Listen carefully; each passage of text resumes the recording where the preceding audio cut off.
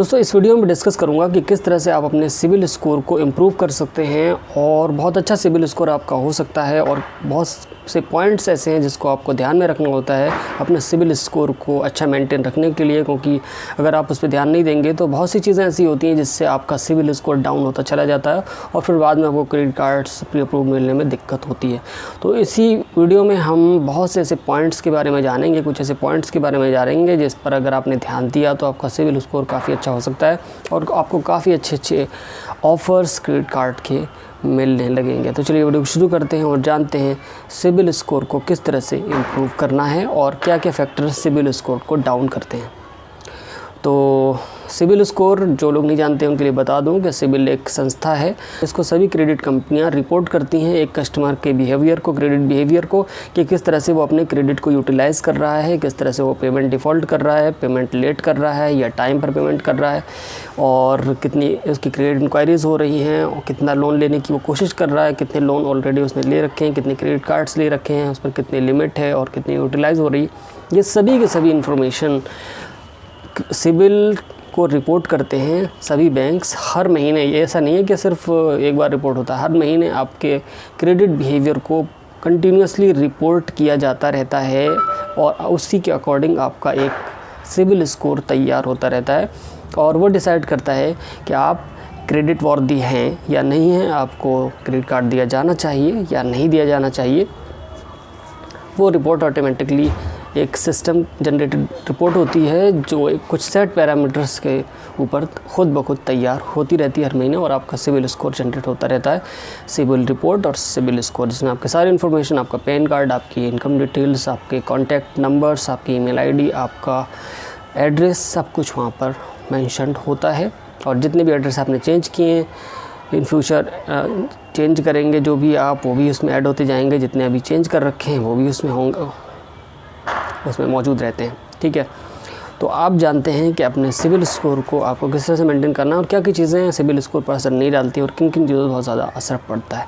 तो अगर आपका सिबिल स्कोर डाउन है और आप समझ नहीं पा रहे हैं कि आपका सिबिल स्कोर डाउन क्यों जा रहा है, तो आपको सबसे पहले देखना है कि आप कोई पेमेंट्स वगैरह डिफ़ॉल्ट तो नहीं कर रहे हैं। अगर नहीं कर रहे हैं पेमेंट डिफ़ॉल्ट, ठीक है, टाइम पर पेमेंट कर रहे हैं, पेमेंट लेट नहीं हो रहा, तब भी सिबिल स्कोर डाउन जा रहा है अगर आपका, तो आपको देखना है इसके अंदर एक बहुत बड़ा फैक्टर होता है क्रेडिट कार्ड में क्रेडिट लिमिट यूटिलाइजेशन का। क्रेडिट लिमिट यूटिलाइजेशन क्या चीज़ है? क्रेडिट लिमिट यूटिलाइजेशन होता है कि अगर आपकी क्रेडिट कार्ड की लिमिट 1 लाख रुपए की है और आप उससे 30,000 रुपये का यूटिलाइजेशन करते हैं तो आपका यूटिलाइजेशन एक नॉर्मल यूटिलाइजेशन माना जाएगा और सिबिल स्कोर आपका इससे इम्प्रूव होगा। लेकिन यही यूटिलाइजेशन आपका 40,000, 50,000 या 60 के ऊपर जाने लगता है, ठीक है, तो ये रेड फ्लैग हो जाता है और आपका सिबिल स्कोर डाउन होने लगता है ड्रेस्टिकली। 4-5 पॉइंट, 6 पॉइंट, यहाँ तक के 10-10 पॉइंट भी डाउन हो जाते हैं अगर आपका क्रेडिट यूटिलाइजेशन रेशियो ज़्यादा है। तो अपने सिबिल में रिपोर्ट जो आपको, जैसे कोई शॉपिंग करनी है, मान लिया आपको 1 लाख का क्रेडिट कार्ड, आपको 80,000 की शॉपिंग करनी है, इसका मतलब ये नहीं कि आप 1 लाख के क्रेडिट कार्ड पर 80,000 की शॉपिंग नहीं कर सकते, करिए। लेकिन मैं तरीका बता रहा हूँ कि किस तरह से आपको अपना जो यूटिलाइजेशन रेशियो है, ज़्यादा कार्ड को यूटिलाइज़ करने के बाद भी उसको कम दिखाना है। तो हर बैंक की एक रिपोर्टिंग की डेट होती है, उस डेट में बैंक रिपोर्ट करता है और बताता है कि अभी कितना आपने मतलब बैंक से पैसा ले रखा है, आपके पास बैंक का कितना पैसा पड़ा हुआ है, ये वहाँ पर शो करता है।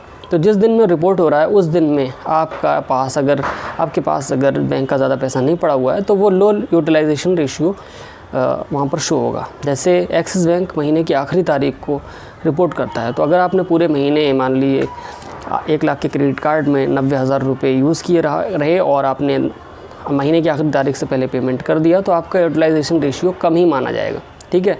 तो इस तरह से अदर बैंक्स, अलग अलग बैंक्स की अलग अलग डेट्स हैं, आप उसके अकॉर्डिंग चेक कर सकते हैं।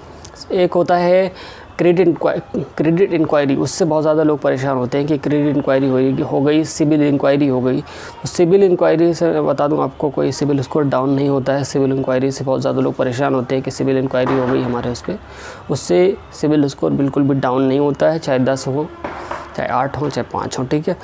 तो उससे ज़्यादा घबराने की ज़रूरत नहीं है। लेकिन वैसे भी आप बार बार क्रेडिट कार्ड को अप्लाई ना कराएं, इससे आपकी जो क्रेडिट हंग्री होने का बिहेवियर है उससे पता चलता है कंपनियों को कि बार बार आदमी अप्लाई करने जा रहा है। तो वो उस चीज़ को देख करके वो कितनी सारी सिविल इंक्वायरीज इस बंदे के क्रेडिट रिपोर्ट में हैं तो वो कुछ नेगेटिव उसको कंसिडर कर सकते हैं, लेकिन सिविल स्कोर इससे डाउन नहीं होता है।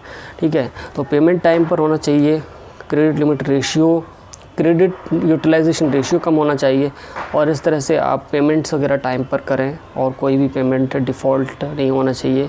ठीक है, तो इस तरह से अगर कोई कर रहा है बंदा तो उसका सिविल स्कोर ऊपर जाता है, और इसके अपोजिट अगर होगा तो सिविल डाउन होगा। सिविल इंक्वायरी अगर हो रही है तो उससे सिविल पे कोई इफ़ेक्ट नहीं पड़ता है इस तरह से। तो ये थी कुछ पॉइंट्स, कुछ मिस हो गए होंगे। आपसे रिक्वेस्ट है कि अगर कोई पॉइंट्स आपको क्वेरी हो कोई तो आप उसको कमेंट बॉक्स में पूछ सकते हैं, रिप्लाई देने की कोशिश करूँगा। मिलते हैं किसी और वीडियो में। Thank you so much for watching this video friend.